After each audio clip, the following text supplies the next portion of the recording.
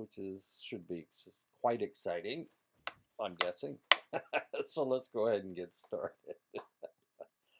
Uh, memory. Okay, I'm not going to sing any songs. This is a poem by William Blake, and I'll explain to you why I'm reading you this poem. It's poem 489 by William Blake. Tiger, tiger, burning bright in the forests of the night, what immortal hand or eye could frame thy fearful symmetry? In what distant deeps or skies burnt the fire of thine eyes? On what wings dare he aspire? What the hand dare seize the fire? And what shoulder and what art could twist the sinews of thy heart? And when thy heart began to beat, what dread hand and what dread feet? What the hammer, what the chain, in what furnace was thy brain? What the anvil, what dread grasp dare its deadly terrors clasp? When the stars threw down their spears and watered heaven with their tears, did he smile his work to see? Did he who made the lamb make thee? Tiger, tiger, burning bright in the forests of the night, what immortal hand or eye dare frame thy fearful symmetry? Now, the reason I'm reading this, that's the end of the poem. Uh, the reason I'm reading this poem is because when my mother was 99 years old, and she was only a month away from dying, she she repeated this poem from memory. That this is a poem she'd learned when she was in the third grade, and she won an award for it. It's the well, I wouldn't say it's the only award she ever got, but it was the first award that she ever talked about. Was this poem, and as you can see, it's several stanzas, 24 stanzas long, and she remembered it. She remembered it word for word.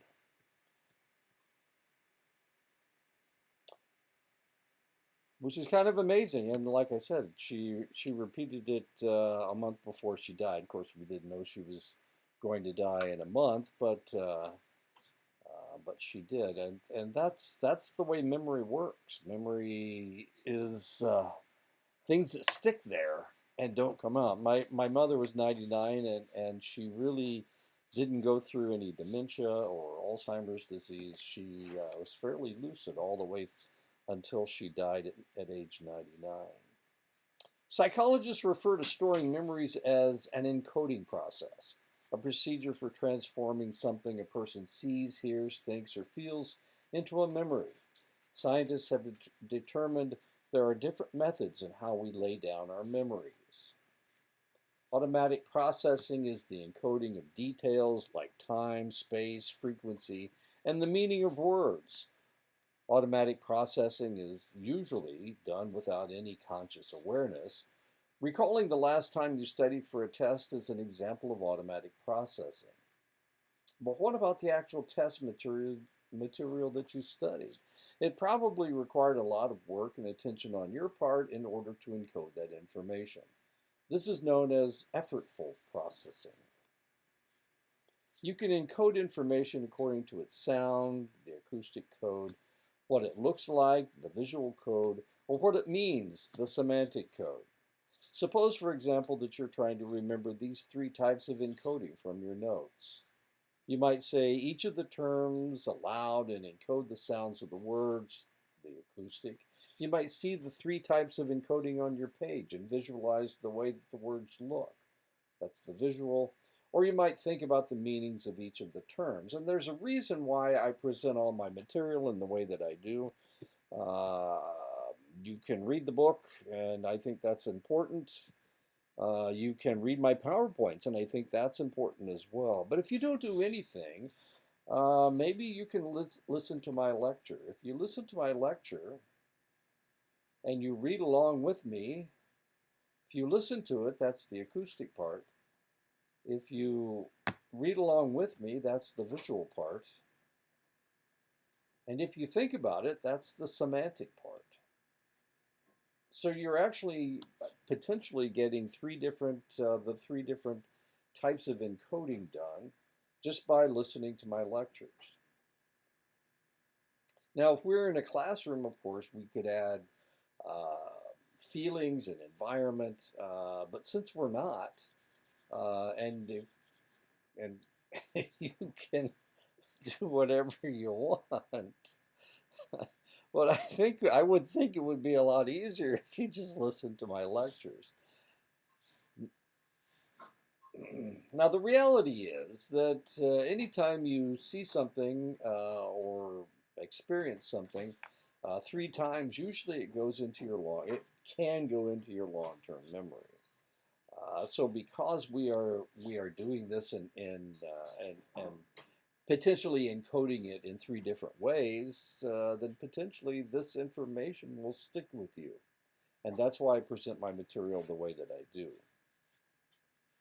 Words that had been encoded semantically were better remembered than those encoded visually or acoustically. Semantic encoding involves a deeper level of processing than the shallower visual or acoustic encoding.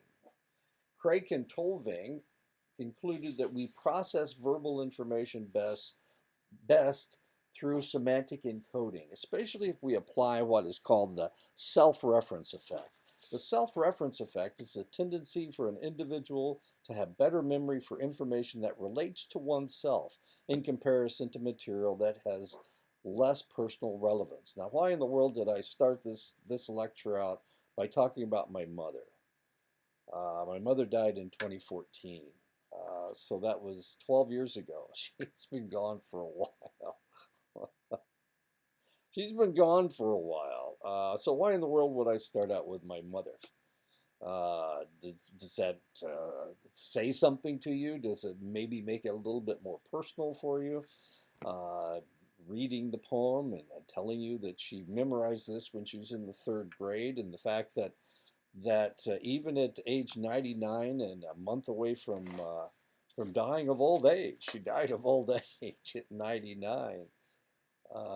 She could remember the poem, and that was her memory. So is that what we're doing? Am I trying to create a self-referencing effect? And the answer is, of course, yes. Does that make me a brilliant teacher? No. Am I trying to fool you into remembering this stuff? And the answer is yes. I'm trying to fool you into remembering all this stuff. Uh-oh. If you tried to encode the following sentence, it might give you a little trouble because without context, it is hard to understand. The notes were sour because the seams split. Now, what in the world am I talking about? It's a perfectly good sentence. Material is far better encoded when you make it meaningful. So let's see if we can make this meaningful. What notes are we talking about? Why are the notes sour? And what seams are splitting? And there we go. Okay. It's a bagpipe. And if you've ever heard a bagpipe, it's kind of sour. So maybe it's a little bit easier to understand if you talk about the seams, and here the seams are in this bag, actually. Okay, so let's do it again. If you tried to encode the following sentence, it might give you a little trouble because without context, it is hard to understand. The voyage wasn't delayed because the bottle shattered. The voyage wasn't delayed because the bottle shattered. Voyage. Somebody's going someplace. I didn't slow it down because the bottle shattered. What bottle are we talking about? Material is far better encoded when you make it meaningful. And there we go. Let's smash the bottle. All right, okay, there we go. I didn't slow anything down. Let's do it again. If you tried to encode the following sentence, it might give you a little trouble because without context, it is hard to understand. The haystack was important because the cloth ripped. The haystack was important because the cloth ripped. Perfectly good sentence. Makes no sense at all. Material is far better encoded when you make it meaningful. There we go. Okay. So his parachute is the material that he's talking about ripping. And by golly, he got to land in a haystack, and it didn't kill him. Okay. Our brains take the encoded information and place it in storage. Storage is the creation of a permanent record of information. In order for the memory to go into storage, for example, long-term memory, it has to pass through the three distinct stages: sensory memory, short-term memory, and finally long-term memory. The Atkinson and Shiffrin's model is based on the belief that we process memories in the same way that a computer processes information. This was hugely controversial once upon a time because computers weren't that good, okay? And here we were comparing the human memory to a computer, which had hardly any memory whatsoever. Now we've got jump drives that are what? Well, they're massive, and they can remember anything. But once upon a time, we used to put memory on floppy disks. They were on floppy disks, and they didn't hold very much material. So Atkinson and the Shiffrin model is an old model, and this is when computers didn't have very much memory at all. So when we talk about it, what we talk about is encoding, which sounds like a computer. We talk about storage, and we talk about retrieval. And that this is all language from computers. We're going to have trouble in the future. In the future, the trouble that I'm talking about is AI, artificial intelligence, because the reality is it's not really intelligent. Okay, intelligence is coming up with well, it is in the extent to the extent that you are remembering things that people have taught you. AI, artificial intelligence, can do that. They can recover information that they have been given. They can't create new information. They are not creative, and that's the problem that we're going to have in the future. If you see a problem, you're manufacturing something, and you see a problem, then you will note that there is a problem and you need to stop the line, because if you don't, then it's going to destroy this piece of equipment, that piece of equipment. Unfortunately, AI can't do that because it can only it can only do what it's been told to do. Okay, so creativity is a very human thing, and that's what we're looking for. That's the problem I see in the future. Well, anyway, so let's talk about memory. In Atkinson's Shiffrin model, stimuli from the environment are processed first in sensory memory, storage of brief sensory events such as sights, sounds, and tastes. It is very brief storage, up to a couple of seconds. We are constantly bombarded with sensory information. We cannot absorb all of it or even most of it, and most of it has no impact on our lives. Sensory information we do not view as valuable information, we discard. We just don't need it anymore. Something that happened yesterday, my wife and I were driving to a basketball game. Weren't we? Yes, we were driving to a basketball game. And we looked out, and in this field there were 10 eagles. And at first we only saw 6 of them. But the eagles were standing in front of each other so that you couldn't see the one behind it. And then as we were driving down the road and we kept watching that field, we kept saying, well, no, there's another one, that's 7. There's another one, that's 8. They were all bald eagles. Now you might wonder why in the world are there bald eagles in 30 miles from the Mississippi River in Iowa? And the answer is because eagles will come down. They nest up in Wisconsin, and they come down the Mississippi River to fish, because at where we live, Clinton, Iowa, or we don't live in Clinton actually. My daughter lives in Clinton. It's 35 miles east of us. That's where the Mississippi River is. They come down the river to fish because there's a stop place. What do they call those things? It's like the canal. Anyway, you have to slow down there and stop, and then it lowers it down, and anyway, there's a place in the river where it stops, and that's where they fish. And there's lots of them. There's hundreds of them that come down the Mississippi River to fish right there. But the problem with fish is that if you eat a lot of it, you, you get a little hungry for red meat, and that's exactly why they're inland. They've come inland to hunt for mice and to hunt for squirrels, I guess, to hunt for rabbits if they can find them. And that's why they come for the red meat, and that's why we see them out in our fields.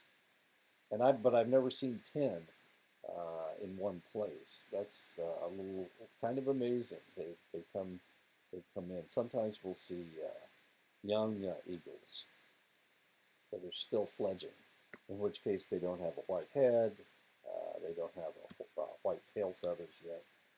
They're all brown. It's kind of interesting. We also have, what else do we have here that's kind of amazing? Swans. We have trumpeter swans. There's an individual that hatches trumpeter swans' eggs. Trumpeter swans were almost extinct in the United States, and there were a number of people that agreed to, if they gave them the eggs, then they would hatch them, and then the trumpeter swans would flock in the area. And we've gotten to that point now. This guy's been doing it for about 15 or 20 years.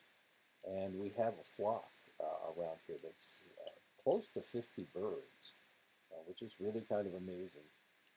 So I do ride past this house from time to time. It's really kind of interesting. Trumpeter swans. Um, the reason they call them trumpeter swans is because they make a very distinct noise as they're flying and talking to each other. You know, you hear geese, you hear ducks, you hear snow geese, you hear Canada geese, but trumpeter swans are something totally different. Why am I talking about this? I don't know. We're talking about sensory memory. So my wife and I saw the 10 eagles landed, and they weren't doing anything. They were just kind of sitting there. It was kind of an ugly day. It wasn't really raining, but it was overcast, and they weren't hunting. They weren't flying. They were just sitting there, kind of hunkered down. It's a little bit cold. Anyway, here you go. Short-term memory is a temporary storage system that processes incoming sensory memory. The terms of short-term and working memory are sometimes used interchangeably, but they are not exactly the same. Short-term memory is more accurately described as a component of working memory. Short-term memory takes information from sensory memory and sometimes connects that memory to something already in long-term memory. Short-term memory storage lasts for only 15 to 30 seconds. Rehearsal moves information from short-term memory to long-term memory. Active rehearsal is a way of attending to information to move it from short-term to long-term memory. During active rehearsal, you repeat or you practice the information to be remembered. If you repeat it enough, it may be moved into long-term memory. And the question is how many times do you have to rehearse it before it goes into long-term memory? And the answer is that magic number 3.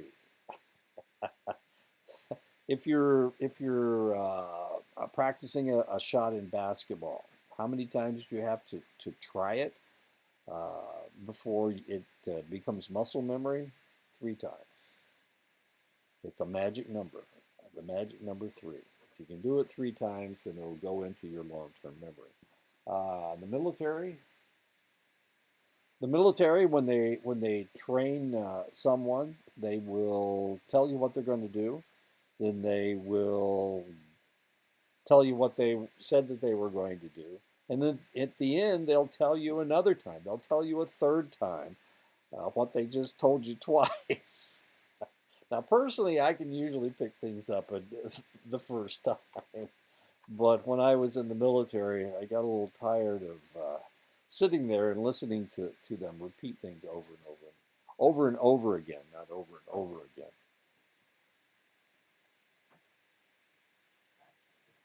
Oh, I got a cat that's walking around on top of my bookcase.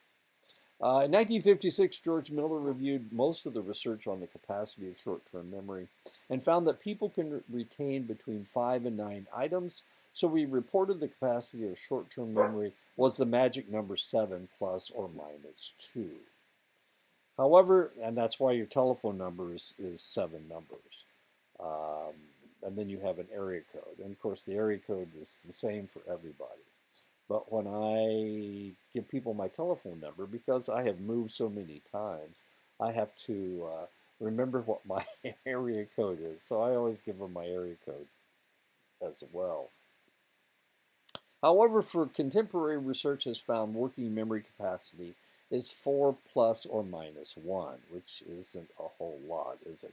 Generally, recall is somewhat better for random numbers than for random letters, and also often slightly better for information we hear, that's an acoustic encoding, rather than information that we see, that is visual encoding. And right now I have office hours and on Zoom.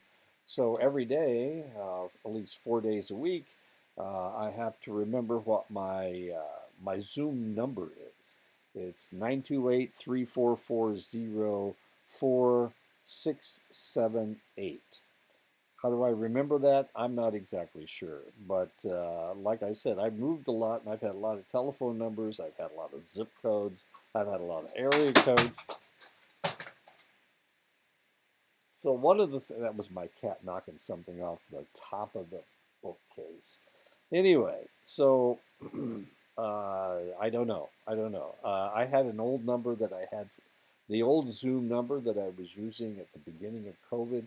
I had it for like 5 years, and I lost it last year, and now I have this new Zoom number, and by golly, I don't remember the old one, but I certainly remember the new number.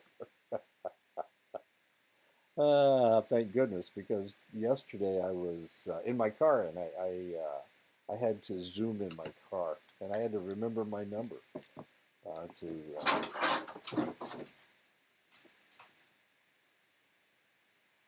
Goodness gracious, a cat. She's a troublemaker. Okay, I had to remember my number in the car. Long-term memory is the continuous storage of information. Unlike short-term memory, long-term memory storage capacity is believed to be unlimited. Why is that? Because we have billions and billions of connections in our brain, and each of those connections can be a long-term memory. It encompasses all the things that you can remember that happened more than just a few minutes ago. It is generally accepted that memories are organized in semantic or associative networks. And that's the way, and that's one of the reasons why sometimes you have a difficult time retrieving information, because you have to think of that associative network. You have to plug into that associative network. There are two types of long-term memory, explicit and implicit. Understanding the difference between explicit memory and implicit memory is important because aging, particular types of brain trauma, and certain disorders can impact explicit and implicit memory in different ways. Explicit memories are those that we consciously try to remember and recall and report. Okay, I've been reading a lot of mystery stories lately for some reason. I've been reading, it's really kind of interesting. I've been reading a Icelandic author. She's really just fascinating. For one thing, Iceland only has 300,000 people in it, and here she talks about murders and all kinds of strange things. But there you go. So I've been reading a lot of mystery stories. Right now I'm reading, her name is Yrsa Sigurdardóttir. Sigurdardóttir. Yeah, they're really interesting people, the people from Iceland. They belong to Norway, and they speak an ancient Norwegian language because they were isolated from Norway for an extended length of time, for a couple hundred years. And their language is the old language, not the new language. So I think it's kind of interesting. But turns out most of them speak English. But she doesn't write in English. She writes in Old Icelandic. Anyway, explicit memories, that's what you try consciously to remember. Explicit memory is sometimes referred to as declarative memory because it can be put into words. Explicit memory is divided into episodic memory and semantic memory. Episodic memory is information about events that we have personally experienced, an episode in our lives, like me with the Eagles yesterday. The memory of your last birthday is an episodic memory. Usually, episodic memory is reported as a story. Episodic memory is memory about happenings in particular places at particular times, the what, where, and when of an event. It involves recollection of visual imagery as well as feeling of familiarity. And that's one of the reasons that you have episodes of deja vu, why you have these visions of what is happening or what has happened. And sometimes similar things are happening to your life, and you go, "Well, wait a minute! I've already experienced this once before." That's what deja vu is. Semantic memory is knowledge about words, concepts, and language-based knowledge and facts. Semantic memory is typically reported as facts. Semantic means having to do with language and knowledge about language. So these are words. Implicit memories are long-term memories that are not part of our consciousness. Although implicit memories are learned outside of our awareness and cannot be consciously recalled, implicit memory is demonstrated in the performance of some task. Implicit memories can influence observable behaviors as well as cognitive tasks. Implicit procedural memory stores information about the way that we do something, and it is the memory for skilled actions such as brushing your teeth, riding a bicycle, or driving a car. And I drive a Miata that is a six-speed manual transmission with a racing clutch. Okay, if you if you have never driven a manual transmission car, the reason it's manual is because you have to push in on the clutch and then change your gears. And you have to do this in a smooth enough way so it doesn't jerk everybody in the car. Otherwise, their heads flipping back and forth. And this is a six-speed. Now, it's interesting because I was born in 1949, and as I was growing up, my dad hated manual transmission vehicles. He would rather drive a automatic. So my dad always drove automatic cars. But if you were out and about and not with my dad, then potentially they used to call them standard transmissions. And the reason they used to call manual transmissions standard transmissions is because if you bought the cheapest car that you could find, then it was a standard transmission. It was a manual transmission. So a lot of people shifted gears back in the 50s and 60s. The standard transmission, the cheapest transmission you could buy was a three-speed, which doesn't sound very fast, and the reality is it wasn't all that fast. But and if you had a racing transmission, it was a four-speed. So the fourth speed was the high speed.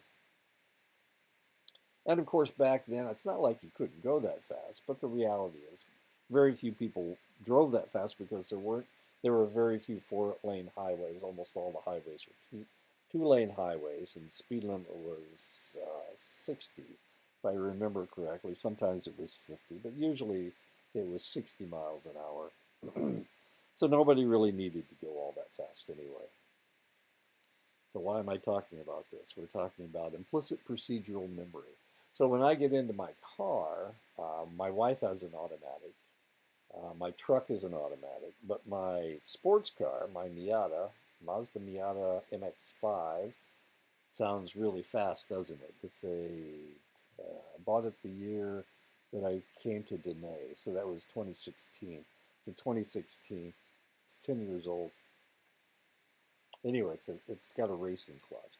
What racing clutch means is that it's a stiff clutch. It's a stiffer clutch, so when you can pop it, and if you let off of it really fast, then you can shift gears really quick, and that's the racing part of it. But it's really hard to control because well, anyway, it's really hard to control. Let's just leave it at that. You're probably not that good at riding a bicycle the first time that you tried, but you were much better after doing those things for years.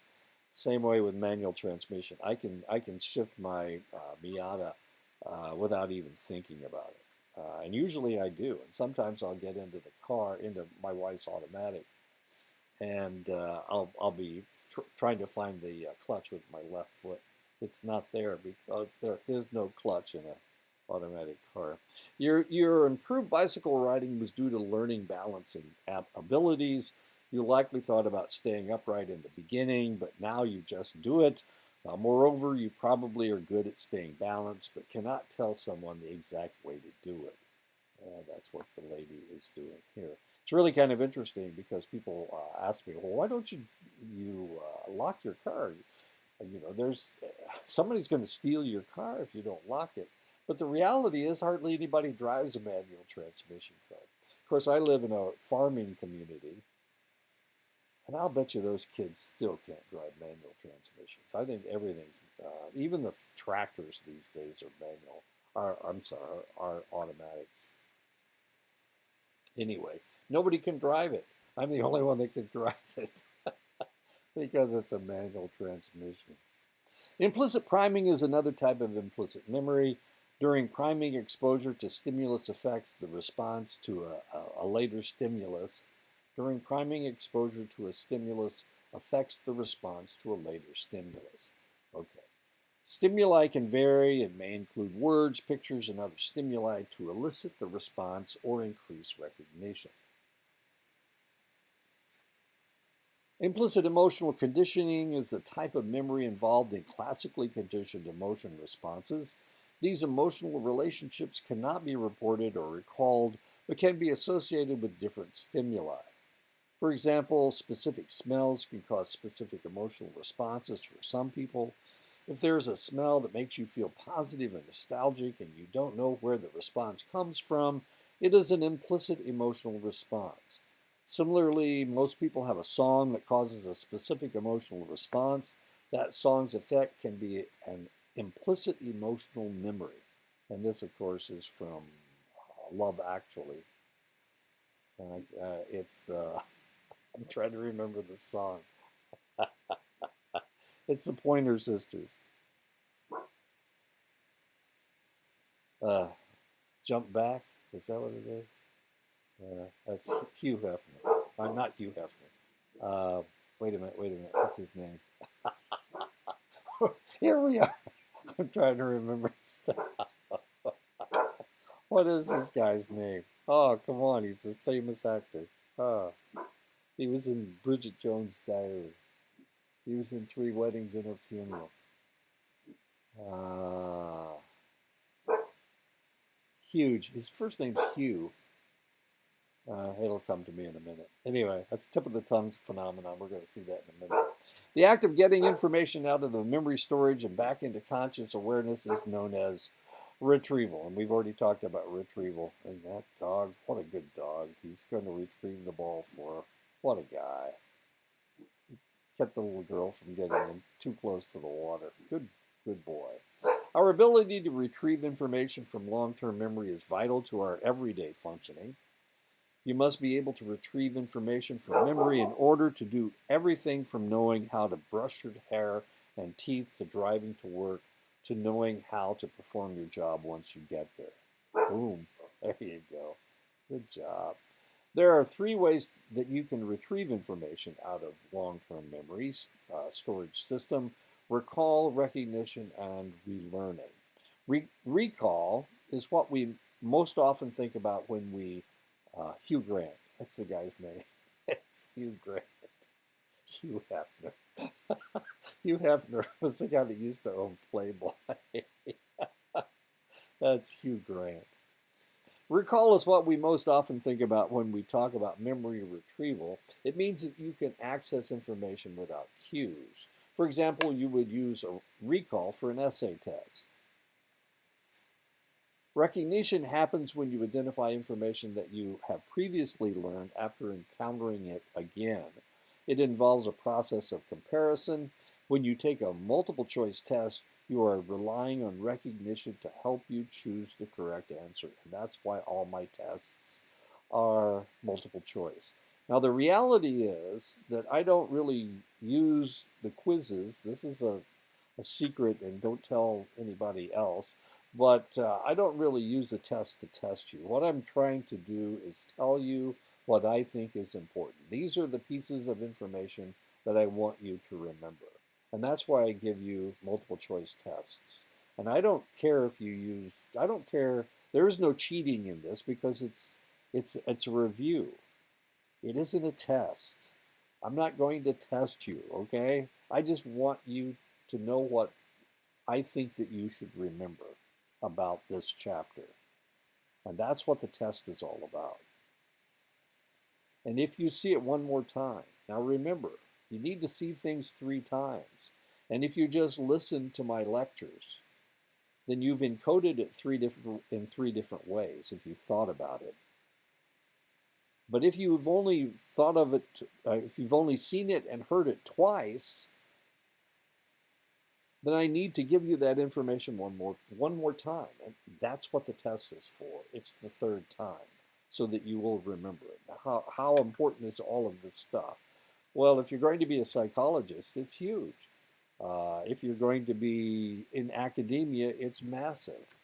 If you're going to work in mental health, it's big. It's really, really important that you remember all of these things. And that's why I'm giving you this information. Now, potentially you picked it up the first 2 times, or the first time that you heard it or saw it. But now I need you to think about it. Semantic encoding. That's what the multiple choice test is all about. Recognition. And you might go through the multiple choice test, the quizzes at the end of the chapter. You might go through them the first time just trying to remember, trying to figure out which one is the correct one. The more you think about it, the more likely you're going to remember it. But I don't care if you go back through it a second time and correct all your answers. That's fine. I just want you to know this information. This isn't a game.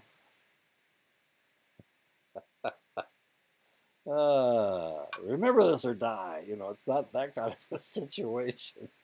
I'm just trying to give you the information and tell you what I think is important.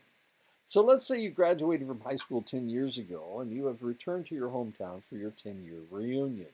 You may not be able to recall all of your classmates, but you recognize many of them based on their yearbook photos. Now, I don't know if you've seen the picture. I can show you. Wait a second. Wait a minute. Let me get rid of this. There's me again. Let's put that there. Wait a minute. What am I doing? Okay, let me show you a picture of me when I was in college. Maybe. Well, that's. Try this one. There I am. That's me right there. Wait a minute.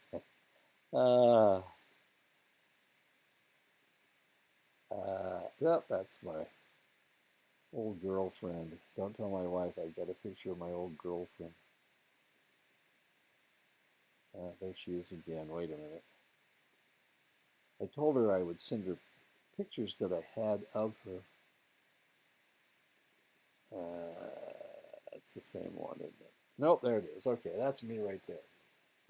This is, in 1969, we broke the school record in the 440-yard relay. And these were the 4 runners. That's Ron Angel, this is me, that's Jim Carpenter, that's Phil Allen. And we've held the record for, what is this? This will be the 57th year that we've held the record. But that's what I looked like when I was 19 years old. So there you go. Now, the reality, wait a minute, I'll show you what I look like now. Don't I? Yeah, that's what I look like now. How about that? Okay. Now, the question is, if you saw me today, if you knew me when I was 19 years old, if you saw me today, of course, my hair's all white. and it's going away. I don't have that much of it. But would you recognize me? That's the question. Let me see if I can do this again. What happened to it? Yeah, that's right. All right, there we are. Okay. Now, if you knew me back in 1969, would you recognize me today? That's the question. And I'm not exactly sure what the answer is. Let me see if I can get back to where we were. Ugh, I don't know if I can or not. Where's my? There we go. There we go. Okay. I probably screwed everything all up. Anyway, there we go. That's me at 19. Okay, wasn't I a beauty? Well, the reality is that Jim was kind of leaning over. He's like 4 or 5 inches taller than me. And Ron, you could see he was standing behind me. He was a lot taller than I'm only 5'6", so that was really kind of interesting. The third form of retrieval is relearning, and it's just what it sounds like. It involves learning information that you previously learned. Whitney took Spanish at high school, but after high school, she did not have the opportunity to speak Spanish. Whitney is now 31, and her company has offered her an opportunity to work in their Mexico City office. In order to prepare herself, she enrolls in a Spanish course at the local community center. She's surprised at how quickly she's able to pick up the language after not speaking it for over 13 years. This is an example of relearning, and we can do this with languages, as interesting as that is. And maybe you've experienced this. Your grandparents spoke to you in Navajo when you were younger, and they've been gone for a while, and now that you're taking a class from wherever you're taking a class from, by golly, you're picking it right up. And you can make the sounds that you're supposed to make. And they're not English sounds, the phonemes. You're making the phonemes, and you can put the morphemes together. We learned that last week. Anyway, the main job of the amygdala is to regulate emotions. Why did we go from this to this? Okay. Is to regulate emotions such as fear and aggression. The amygdala, which is, you can see it right there, those two red spots, play a part in how memories are stored because storage is influenced by stress hormones. Because of its role in processing emotional information, the amygdala is also involved in memory consolidation, the process of transferring new learning into long-term memory. The amygdala seems to facilitate encoding memories at a deeper level when the event is emotionally arousing. And that's one of the reasons why I tell you my stories. Potentially, I'm picking your interest, maybe getting a little emotion involved into it. I like to laugh. Things are funny. If you will listen to a story and allow it to raise a little bit of emotion, that gets your amygdala involved, and you're more likely to remember it. The hippocampus is involved, and you can see the hippocampus is right behind the amygdala. The amygdala is right at the end. Okay, there we go. The hippocampus is involved in memory, specifically normal recognition memory, as well as special memory when the memory tasks are like recall tests. And the recall tests, if you remember, are the essay tests. Another job of the hippocampus, or a fill in the blank. Another job of the hippocampus is to project information. If I were going to test you, I would have all fill in the blank questions. And then you'd have to spell things right. And I'd probably make them time tests. Aren't we lucky? Another job of the hippocampus is to project information to cortical regions that give memories meaning and connect them with other memories. It also plays a part in memory consolidation,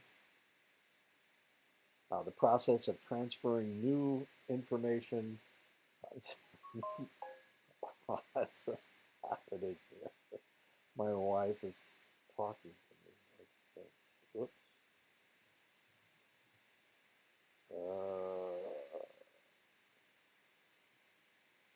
Come after here. No, I didn't want it to be short. That's not right. Recent order mezcal. Okay. Okay. My wife's telling me where my she took my grandson to eat, which is telling me that I'm not going to get any food tonight. I'll have to make my own. Oh well, that's all right. Injury to the hippocampus leaves us unable to process new declarative memories. One famous patient, known for years only as HM, had both his left and right temporal lobes, the hippocampi, removed in an attempt to help control the seizures he had been suffering for years. As a result, his declarative memory was significantly affected, and he could not form new semantic knowledge. He lost the ability to form new memories, yet he could still remember information and events that had occurred prior to the surgery. This is actually a picture of HM. Although the hippocampus seems to be more of a processing area for explicit memories, you could still lose it and be able to create implicit memories, procedural memory, motor learning, and classical conditioning, thanks to your cerebellum. And that is your cerebellum, this chunk of meat right down here. There we go. There it is. Okay. Other researchers have used brain scans, including positron emission tomography, the PET scans, to learn how people process and retain information. For these studies, it seems the prefrontal cortex is involved, and that's a prefrontal cortex, that red chunk. We're only looking at it on one side. For these studies, it seems the prefrontal cortex is involved. Recall is much better for a semantic task than for a perceptual task. According to PET scans, there is much more activation in the left inferior prefrontal cortex in the semantic task. Studies have shown that encoding is associated with left frontal activity, while retrieval of information is associated with the right frontal region. And there you go, the right frontal prefrontal cortex. There also appears to be specific neurotransmitters involved with the process of memory, such as epinephrine, dopamine, serotonin, glutamate, and acetylcholine. There continues to be discussion and debate among researchers as to which neurotransmitter plays which specific role. Although we don't yet know which role each neurotransmitter plays in memory, we do know that communication among neurons via neurotransmitters is critical for the developing of new memories.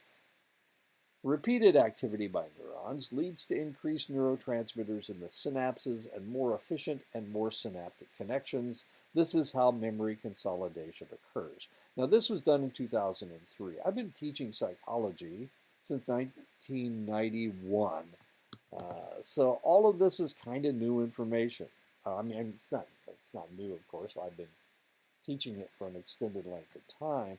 But when I first started teaching, we didn't have all this information. We didn't know that this is how you made people remember things. It was really kind of fascinating watching the evolution of the memory, of the knowledge of the memory process taking place.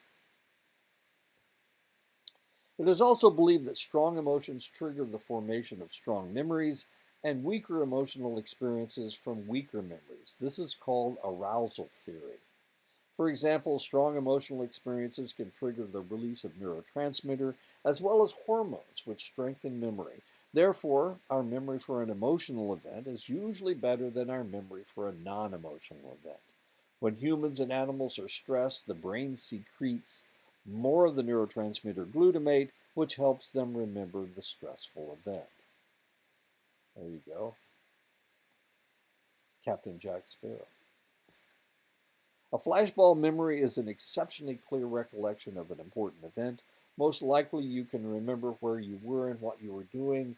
When you heard of the 9/11 in 2001 terrorist attacks, in fact, a Pew Research Center in 2011 survey found that for those Americans who were age 8 or older at the time of the event, 97% can recall the moment they learned of this event even a decade after it happened. And of course, since I've been alive for such a long time, I can remember the Kennedy assassination. That was a huge and traumatic event that happened in 1963.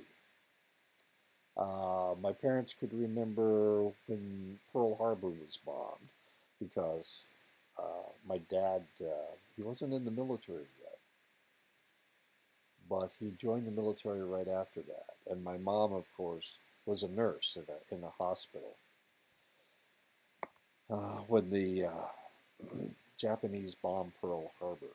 And they can also remember VE Day. Now, it's really kind of interesting because my dad was in Europe at the time, fighting in that theater, and my mom was taking care of my sister.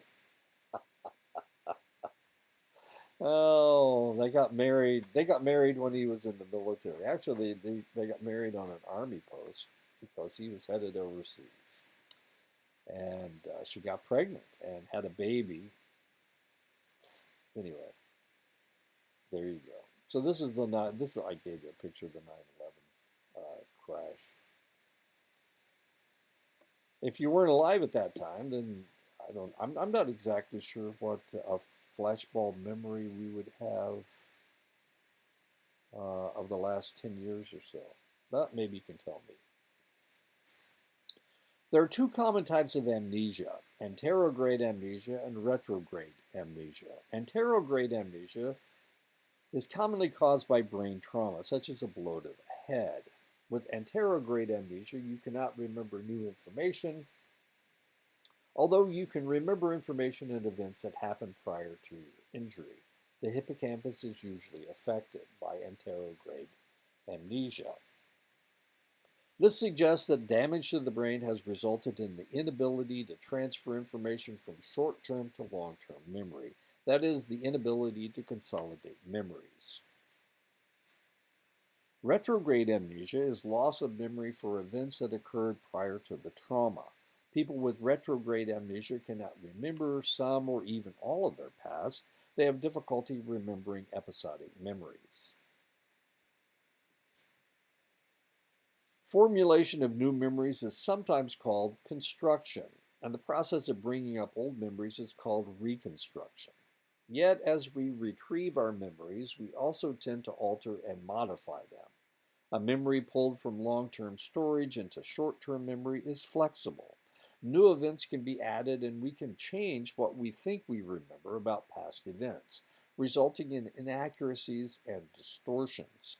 People may not intend to distort facts, but it can happen in the process of retrieving old memories and combining them with new memories.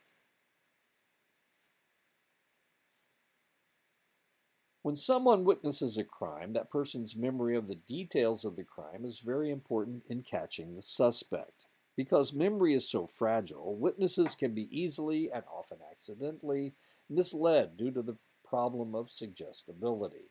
Suggestibility describes the effects of misinformation from external sources that leads to the creation of false memories. I told you to get a sign-off from marketing before you sent this around. How vivid is your false memory of that conversation? It's plenty vivid. Were unicorns involved? In other words, my wife does this to me all the time. Sometimes she'll say, "Oh, you don't remember that I told you this." And sometimes it's her thinking that she was going to tell me something. That she was going to tell me something. That's what she's remembering. She was remembering that she wanted to tell me, but she never told me. Or maybe it's me not remembering what she said. Anyway, we've been married for, let me think, we've been married since 1979. That's 21 plus 26. We haven't been, our anniversary is Flag Day in June. So we've been married for 25 plus 21, which is 46 years. So I know. What's wrong with her? You saw my picture. Even though memory and process of reconstruction can be fragile, police officers, prosecutors, And the courts often rely on eyewitness identification and testimony in the prosecution of criminals. However, faulty eyewitness identification and testimony can lead to wrongful convictions. This is really very common. And one of the problems is that white people recognize white people, black people recognize black people, I don't know, Hispanics remember Hispanics. But the problem is that, I've had this problem here lately. I was on the reservation for what, 5 years. Before that, I was on the reservation up in Montana for 10 years. I wasn't around a lot of white people, and since I've come back, since COVID, and I'm here, one of the problems is I have a hard time recognizing white people. I know that sounds really weird, but I looked into this, and what the reason that white people have a difficult time recognizing black people is because when white people look at each other, they identify each other by their hair. First thing they look at is their hair because there are so many different colors of hair. Blonde hair, well, she's got that interesting color of hair. His hair's there. He's got white hair. He's got long hair. That's what we're looking at. We're looking at hair. But that doesn't work with black people because black people mostly have black hair. I mean, it doesn't really make any sense. But what they look at is skin tone, skin tone. But look at all these white people their skin tone's almost the same. If you're not Donald Trump with his orange face, they all pretty much have the same skin tone. So it's really kind of interesting because black people have a hard time. They look at skin tone. They also look at facial features. White people look at hair, and they also look at facial features, but they don't look at skin tone. So when black people are trying to recognize white people, they get them wrong a lot. And when white people look at try to identify black people, they get them wrong a lot as well because they're focusing on something that isn't distinctive. Isn't that fascinating? Anyway, yeah. Well, anyway, and now I'm having problems. I recognize my grandson, and that's about it. All the other kids look alike to me. uh, and I get to watch him on the basketball court, and I get to watch him play soccer, which really is the reason I'm here. It's to watch my grandson. He's in the 8th grade, so I get to watch him do things. And he runs cross country. All those kids look alike to me.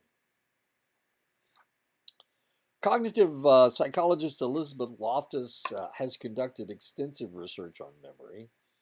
She has studied false memories as well as recovered memories of childhood sexual abuse. Loftus also developed the misinformation effect paradigm, which holds that after exposure to additional and possibly inaccurate information, a person may misremember the original event. According to Loftus, an eyewitness's memory of an event is very flexible due to the misinformation effect, and that is a potential problem when you're trying to remember an accident. I would bet that this driver and this driver don't remember the same thing. Even though it happened, it's one event. They don't remember the same thing. The idea that memories of traumatic events could be repressed has been a theme in the field of psychology, beginning with Sigmund Freud, and the controversy surrounding the idea continues today. Recall of false autobiographical memories is called false memory syndrome. This syndrome has received a lot of publicity, particularly as it relates to memories of the events that do not have independent witnesses. Often the only witnesses to the abuse are the perpetrator and the victim. Sexual abuse. Going back to this, I know what I was talking about sounded maybe just a little bit racist, but the reality is that this is one of the reasons why potentially right now you have to carry around identification. because when someone who is white sees you, all they see is your darker complexion, potentially your black hair, and they may identify you as Hispanic. And what they're trying to find, they're trying to identify people who are Hispanic. But sometimes Hispanic people do look like American Indians, don't they? They look like indigenous people. Sometimes they do, because a lot of indigenous people from Mexico, especially people from South America, they have indigenous ancestry, and some of them are pure. Where was I? In Peru, the Quichua. We went up into the mountains, and by golly, the individuals that we saw didn't have any white ancestry. Same thing with in Guatemala. We were in Guatemala, the Maya. Um, no white ancestry. They were pure Mayan and Quichua. Anyway, and this is one of the reasons why you guys have to carry around identification. And it's one of the reasons why your president told you, don't get mad, don't worry, just carry your identification with you, and if they try to stop you, uh, your tribal ID is not any good. You've got to use something else. Birth certificates, I guess. I'm not exactly sure how you're supposed to identify yourselves if they don't believe your tribal identity. Anyway, and this could become more important. You got all these white ICE officers, and they think anybody that has a complexion that doesn't look like this is an immigrant that they have to deport. Ouch! Wow, that's very current, isn't it? Research suggests that having no memory of childhood sexual abuse is quite common in adults. One large scale study conducted by John Breer and John Conti in 1993 revealed that 59% of 450 men and women who were receiving treatment for sexual abuse that had occurred before age 18 had forgotten their experiences. Sometimes memory loss happens before the actual memory process begins, which is what we can't, is that we can't remember something. Wait a second. Hey, be quiet. Go outside. Sorry. Sometimes memory loss happens before the actual memory process begins, which is what we can't remember something if we never stored it in our memory in the first place. Often, in order to remember something, we must pay attention to the details and actively work to process the information. This is known as effortful encoding. Lots of time we don't do this. This is why we can't remember anything. This is what, and sometimes you'll cram before a test because you didn't have enough time to study properly. Go over it 3 times. What I tell you 3 times is true. That's from an old poem, The Hunting of the Snark. Interesting poem. It was written by the guy that wrote Alice in Wonderland. Anyway. Forgetting errors, transience, which means that memories can fade over time. What is going on in storage decay? Unused information tends to fade with the passage of time. In 1885, German psychologist Hermann Ebbinghaus analyzed the process of memorization and found that due to storage decay, an average person will lose 50% of the memorized information after 20 minutes and 70% of the information after 24 hours. Your memory for new information decays quickly and then eventually levels out. We are all prone to committing the memory error known as absent-mindedness. which describes lapses in memory caused by breaks in attention or our focus being somewhere else. And that's why we talk about absent-minded professors. And the reality is they're probably thinking about whatever their level, their expertise is, and that's why sometimes, well, I've never forgotten my pants, certainly, but I I have a dream from time to time that I'm going to class and, and I've forgotten my pants. I mean, this is a dream that I've had. This picture right here, and I'm looking for my pants, and I'm going to, and then I can't remember where my classroom is. It's kind of a nightmare, I guess. It's really kind of funny, I guess. But I've never actually forgotten my pants. With blocking, you can access stored information. This is also called the tip of the tongue phenomenon. You experienced it. That was real. I couldn't remember Hugh Grant's name. I saw his face. I remembered what movies he was in, but I couldn't remember his name. And I even got him mixed up with Hugh Hefner, as weird as that is. I knew his name was Hugh, but it took me two slides before I could remember his name. And usually, and a lot of times what happens, if you don't think about it, it'll come to you automatically. And that's how tip of the tongue phenomenon is usually repaired. Misattribution happens when you confuse the source of your information. With misattribution, you create the false memory entirely on your own. And the question is, does the Monopoly man have a monocle? That's the question. Now, this is really kind of weird because half of the people thought that he actually did, that he had a monocle, and the other half thought he didn't. Now, it's possible that McDonald's has a raffle or something every once in a while, and they'll use the Monopoly man. And it's possible that one looks different.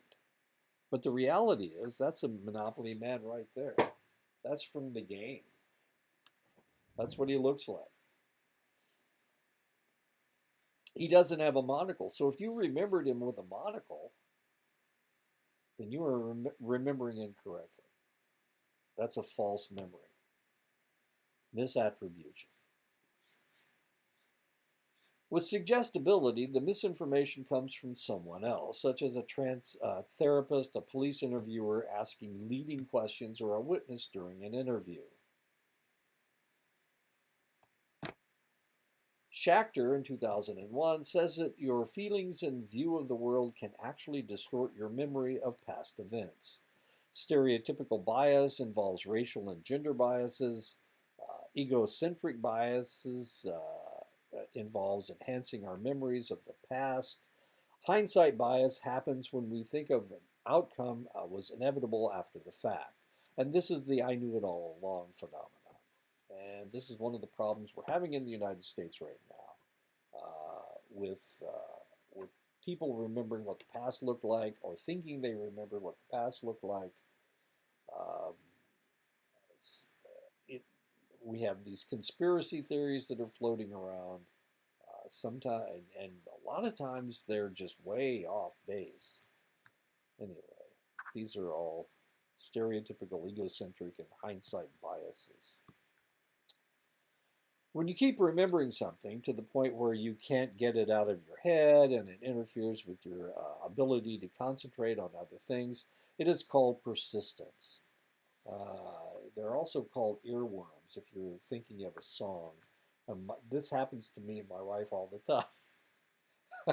I'll wake up singing a song, and sometimes it's a song that I hate. Why in the world do I have an earworm and it keeps playing in my head? Ugh. Persistence is actually a failure of our memory system because we involuntarily recall unwanted memories, particularly unpleasant ones. Many veterans of military conflicts involuntarily recall unwanted, unpleasant memories, and I did have PTSD. I do have PTSD. I'm dealing with it now. I didn't realize I had it.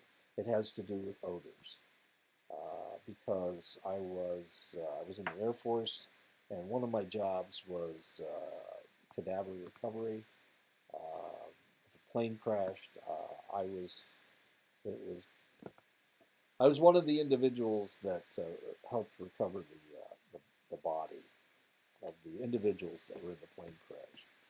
And because it's the Air Force and because airplanes have fuel and they tended to burn and the bodies tended to burn, and that's what I was remembering. And sometimes I would catch a whiff of something that smelled like that. And that was something that I was having problems with when I was working at Gwinnett College. I don't have to worry about it in Iowa because they don't. I very rarely experience the same odors here because of the food we eat. And I won't go into any more than that. So there you go. But it was another veteran that helped me figure out what was going on. So Emery Denny was one of them. Mose was the other one. She helped me a lot. Anyway, there you go. Okay, persistence. You can't get them out of your head. Sometimes information is stored in our memory, but for some reason it is inaccessible. And this is known as interference. And there are two types of interference: proactive interference and retroactive interference. Proactive interference is when old information hinders the recall of newly learned information. Retroactive interference happens when information learned more recently hinders the recall of older information. We had this problem with our learning systems. We've just gone to Canvas. When did we go to Canvas? 2 years ago. Before that, we had Blackboard. And Blackboard and Canvas are similar but not the same. So we were having proactive interference and retroactive interference. Sometimes the new information was hindering us, and sometimes the proactive interference, the old information, was getting in the way of the new information. And this is really funny because this is really true. Okay, so she's sending her son to go get shampoo, milk, and pick up the dry cleaning. And she says, "Do you want me to make you a list?" And he goes, "No, I got it." And then she repeats it again: shampoo, milk, cleaners. I got it. No, I got it. So he's got it. It's stuck in his brain. And then he sees his girlfriend and he looks at her new jeans. What are you looking at there, Jeremy? And of course, all that, where he was going, what he was doing is gone because he looked at her jeans and it just fled his brain. That's known as proactive interference. New information, what is he thinking about? Well, he's thinking about her clothes. I'm sure that's what he's thinking. Now he can't remember that he needs to get shampoo, milk, and go to the dry cleaners. To help make sure the information goes from short-term memory to long-term memory, you can use memory-enhancing strategies. One strategy is rehearsal, or the conscious repetition of information to be remembered. There you go. Breakfast, fork, knife, towel. Another memory-enhancing strategy is chunking, where you organize information into manageable bits or chunks. Chunking is useful when trying to remember information like dates and phone numbers. Instead of trying to remember 520-5555-0467, you remember 520-555-0467. And I have to do this with my telephone number because I've had so many. My telephone number is 563. That's my area code. Now I can't remember what it is. 563-503-0524. Now, how do I remember that? Well, I remember that because my favorite baseball player is Willie Mays. Willie Mays' number was 24. Thank goodness that's at the end of my telephone number so that I can remember it. So how do I remember the Zoom number? I'm not exactly sure how I do that. I do it in chunks though. The first is 928. Okay, that's the first chunk. The second chunk is 3440. That's the second chunk. And the next chunk is 4678. I'm lucky that it's 678 because it's in sequence 678. Now my identification for as a Dene College employee is, oh, now I can't remember, 96789. No, that's not right. Now I can't remember. Wait a minute. That's okay. Don't worry, they pay me anyway. You can enhance memory by using elaborative rehearsal, which is a technique in which you think about the meaning of new information and its relation to knowledge already stored in your memory. Elaborative rehearsal involves both linking the information to knowledge already stored and repeating the information over and over and over again. Henry Harrison equals ninth. I don't know what ninth is. Anyway. Mnemonic devices are memory aids that help us organize information for encoding. They are especially useful when we want to recall larger bits of information, such as steps, stages, phases, and parts of the system. And this is a mnemonic device. Looking at your knuckles every time your knuckle stands up, then that is a 31-day month.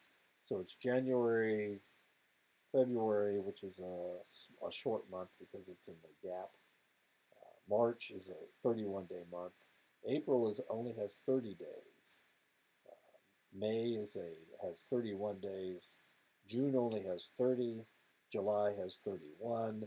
Now we start again. And luckily, of course, we've got two knuckles, and there are two together. July was named after Julius Caesar, and since he was an important fella, then he got 31 days. But the next one is on August, and that's named after Augustus Caesar, who was also an important guy. So he gets 31 days. So that's August has 31 days. September only has 30. October, my birthday's in October, and that has 31. November only has 30. And then December has 31. There you go.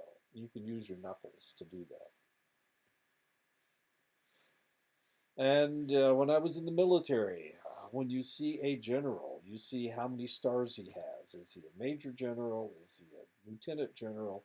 Is he a brigadier general? And the answer is this mnemonic, be my little general.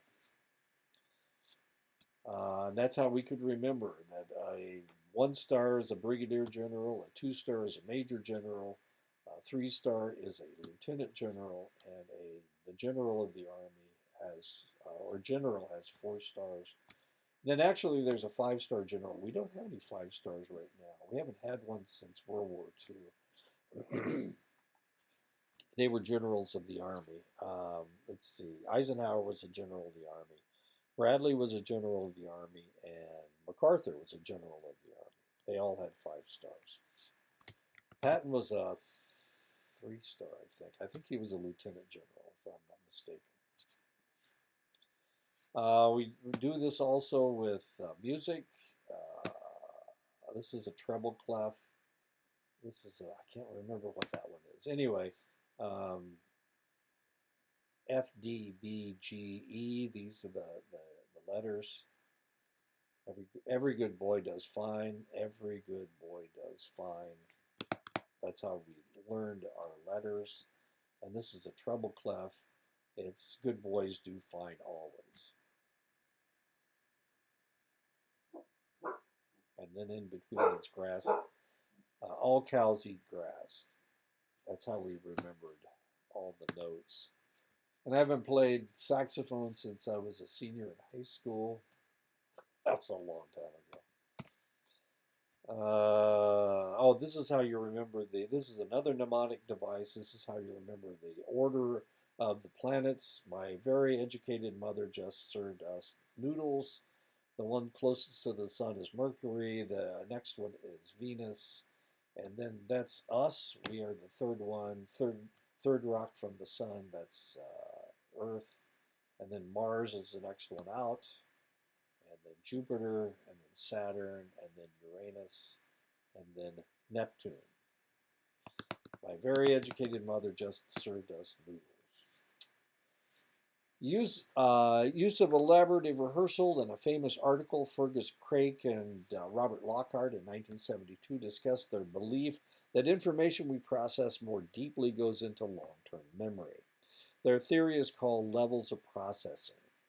If we want to remember a piece of information, we should think about it more deeply and link it to other information and memories to make it more meaningful. And that's a little trick that people do. Very intelligent people do this kind of stuff. That's not me, by the way. I couldn't even remember Hugh Grant's name. Apply the self-reference effect as you go through the process of elaborative rehearsal. It would be even more beneficial to make the material you are trying to memorize personally meaningful to you. Write notes in your own words, write definitions from the text, and then rewrite them in your own words.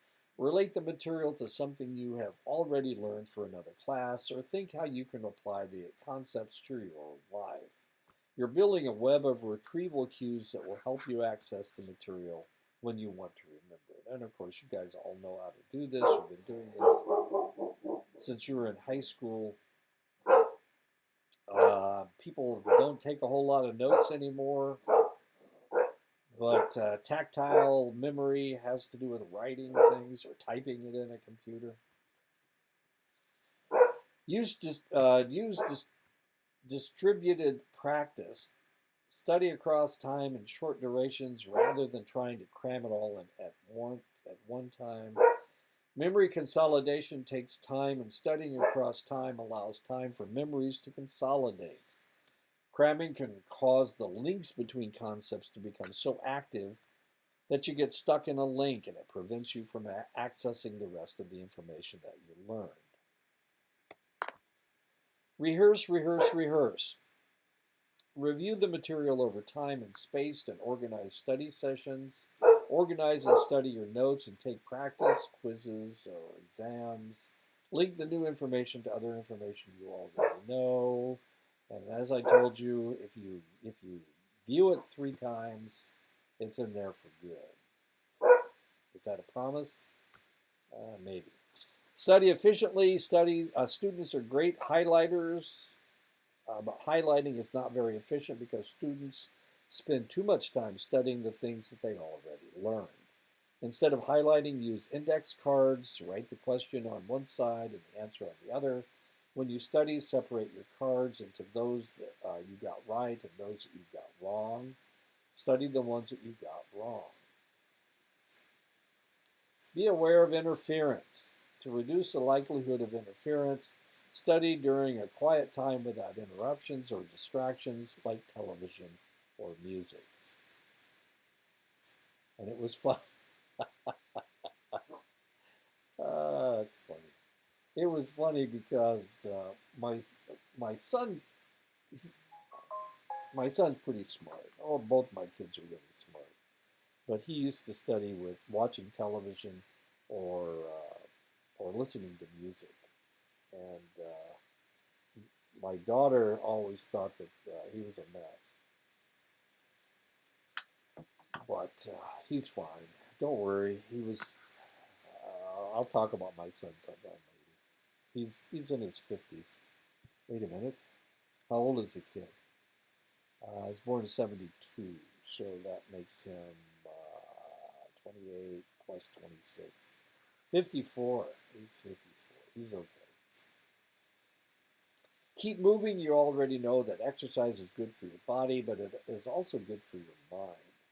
Research suggests that regular aerobic exercise, anything that gets your heart rate elevated, is beneficial for memory. Aerobic exercise promotes neurogenesis, the growth of new brain cells in the hippocampus, an area of the brain known to play a role in memory and learning.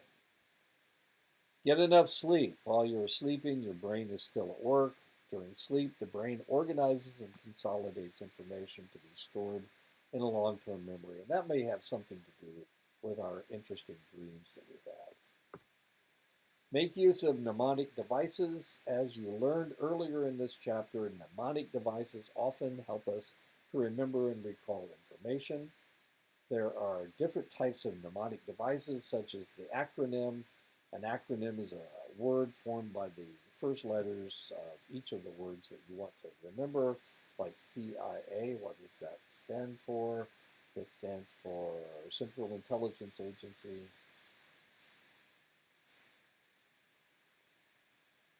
I'm not sure what she was trying to remember. Oh, I'm not sure what she's trying to remember. And that's it.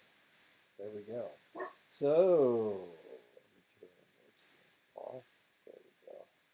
Okay. Oh, you saw me when I was 19. I'll talk to you guys next week. I think we have spring break one of these days. So there you go.